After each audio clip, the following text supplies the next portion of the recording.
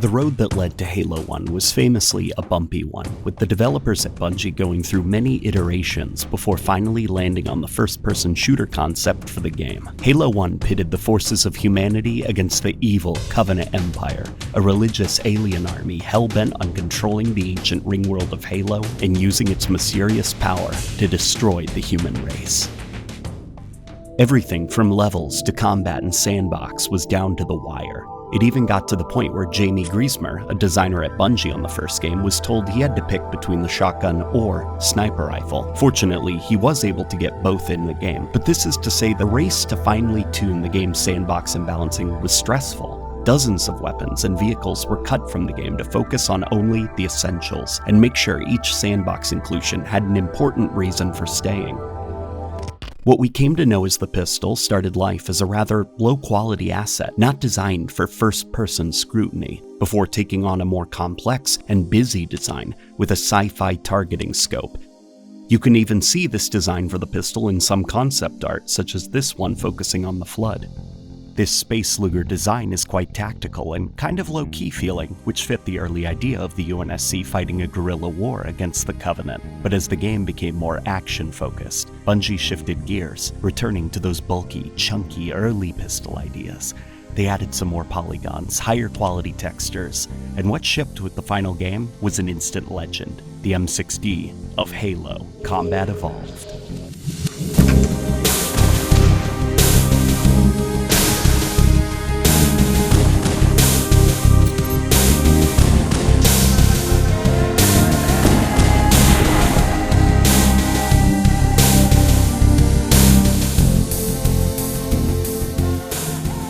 The pistol of Halo 1 is a big boy with an even bigger heart. Everything from the animations to the production value saw an astonishing level of care and attention. The design itself bears a lot in common with the real-world Desert Eagle 50 caliber handgun, with its chrome finish, serrations on the slide, and large hand grip. What makes the Halo 1 pistol distinct, however, is the long magazine, which weirdly enough makes up part of the grip, as seen here.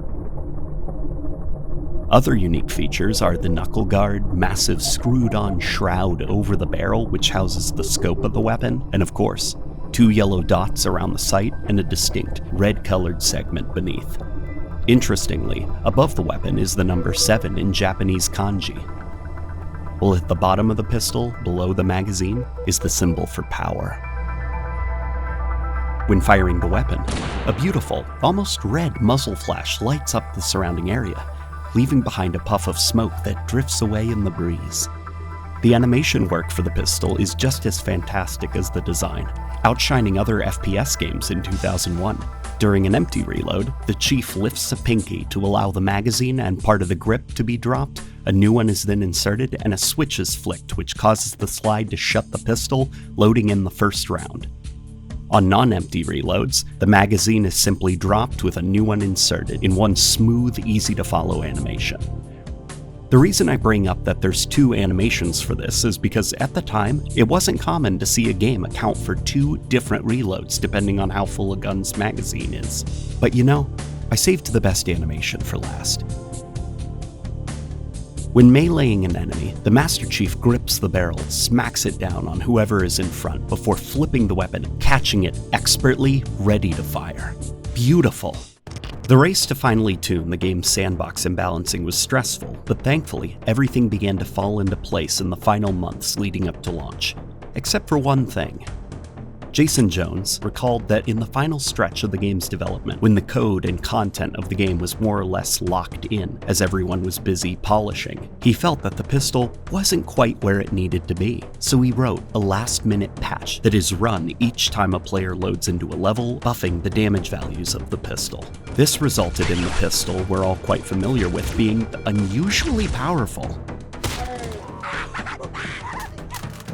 The high damage combined with the long-range scope, 12-round magazine count, and accuracy made it what many in the game industry call a keystone weapon. which is a pillar that a lot of modern games have moved away from. The idea is this: each weapon in a game's sandbox is designed to fill a specific role. The assault rifle is an automatic weapon with a fast fire rate and high magazine count. It's sloppy, messy, and able to blanket a small area in sustained damage, which can then be followed up on with its uniquely fast melee speed. The weapon is kept in check by its close-range nature. The sniper rifle dominates at long range with a scope that lets the player zoom in and kill enemy players or enemy elites in 1 or 2 headshots. The rocket launcher, well, launches 2 highly explosive rockets before needing to reload. It's dangerous to the user up close, but deadly to groups of enemies or vehicles if fired from a safe distance. Just make sure to count for the rocket's slow travel time.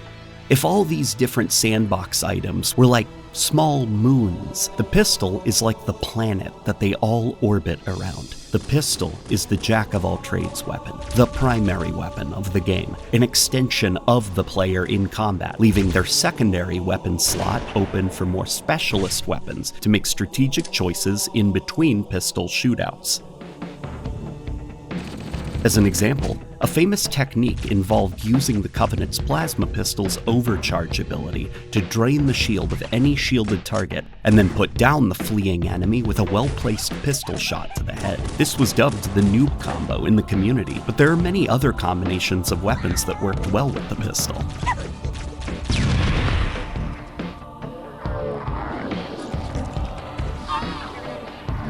When fighting off the Flood, it's often not advisable to just use the pistol due to the infection form's sheer numbers, the combat form's manic body movements, and ability to get back up if not properly killed. If you're a good shot, however, you can use the pistol to secure a clean kill on the parasites that are buried in each of the combat form's chests, while using something in your back pocket like an assault rifle, needler, or shotgun with lots of spread to control the large crowd of infection forms giving chase. In the world of competitive Halo, the pistol is a legendary weapon. The very slow fire rate but high damage that leads to a 1, 2, 3, or if you mess up, 1, 2, 3, 4 shot cadence gave the pistol a predictable firing pattern in combat. Is it overpowered? Some still debate that to this day.